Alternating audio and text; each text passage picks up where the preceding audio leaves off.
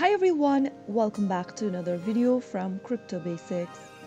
In today's episode, we will be learning how to change currency on your Bitamp account.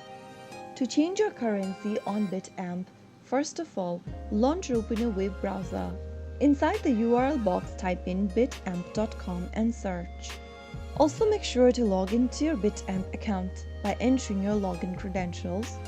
And once you're signed into your account, you will end up in this overview page.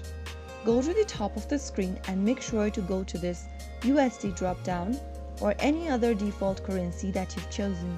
From the list of currency options, choose the one that you prefer and click on it. Soon after you do that, you will be able to change your currency on your Bitamp account. That is how it's easily done.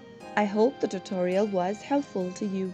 If it was, go ahead and give us a thumbs up. Don't forget to subscribe to our channel by hitting that subscribe button. Press on the bell icon so that you'll never miss another upcoming upload from us. I will be back again in the next episode. Thank you for watching.